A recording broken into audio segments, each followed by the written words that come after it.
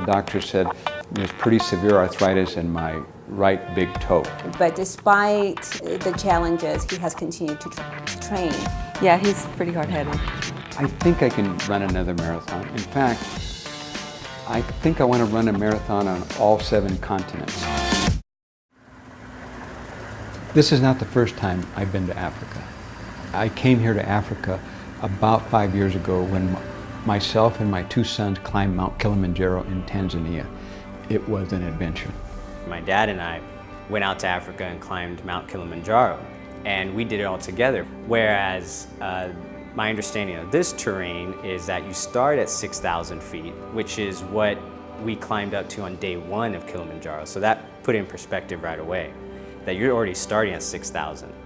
And then you climb up, and then there's this mild drop into the Valley of Death. I'm going to guess 15% grade. I mean, it is steep. And then you come down, and then you run in what's called the Valley of the Lions. Some people call it the Valley of Death. I know it's very challenging. There's no way that I could ever do it. I didn't voice it to him, but I started getting a little nervous myself, only because my dad is older. He's ran his whole life, and my understanding of what kind of toll that can take on someone's body just naturally, wear and tear over time, it got me thinking whether he's going to be able to complete this goal of his, and what's the consequence if he doesn't make it? Does that mean he's out there for the lion to frenzy on? Sharp turn here. It's next to a beautiful mountain there. This marathon is unique in that it's out in the open, it's unprotected. And what do I mean by that? Well, there's going to be lions, there's going to be elephants, there's going to be giraffes and other kinds of wildlife. And there's going to be snipers there that will protect us. This is the white rhino. It is called white. It was not supposed to be called white, it was supposed to be called white. Just because the mouth is wide. You can see the mouth is very wide. That is why it's called white rhino. I'll see you tomorrow. If you're running along this course, and by the way, there's no road to speak of, it's basically through the bush, through the savannah, it says, if Mother Nature calls, do not go into the bush or high grass. And I was thinking, so what are you supposed to do? But anyway, so that's what this marathon is. Elephants, lions, I'm sure there's cheetahs and all sorts of animals out there. And I said, okay, Dad, so when's your start time? Well, they give us an idea, but it could be delayed because it depends on the herds. And are the packs too close to where we're going to be running? Daniel has told several people that I will be running behind him. And the idea is that if a lion comes out, I'm the first one who's going to be eaten.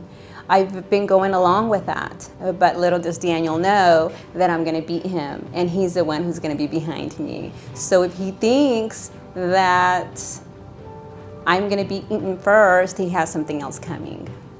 I have a couple of different thoughts. One thought says, man, he's crazy for running out there with all those animals and everything. But the other side of me thinks it's really a true reflection of Daniel, because he is such a fierce competitor in sports and in the work we do. Virtual zebra. You get the mountain and grevies where the stripes are a lot closer together, the dungle and the belly. Huh.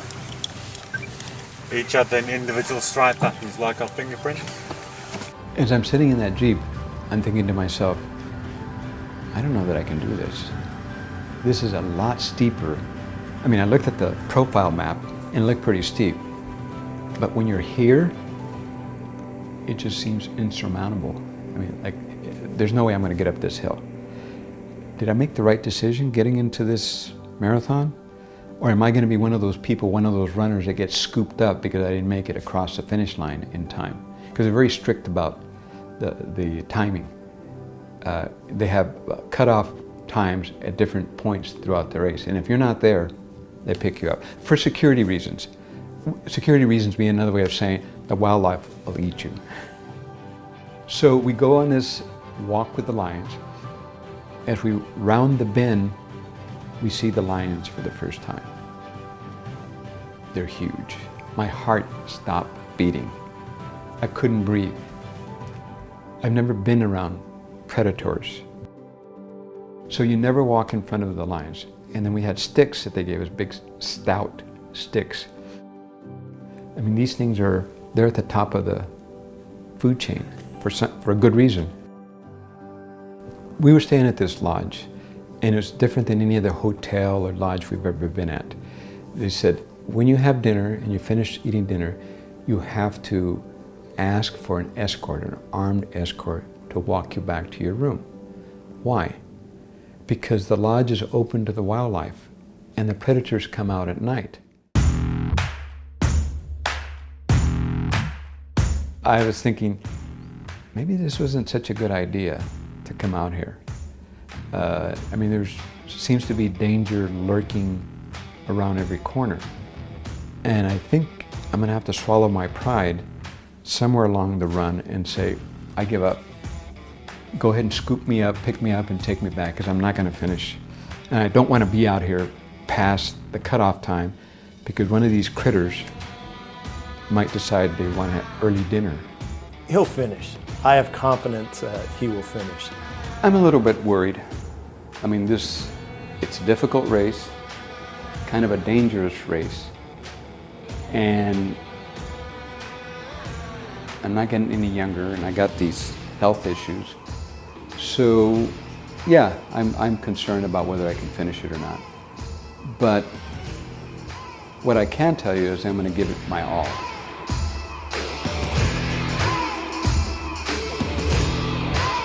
4, 3, 2,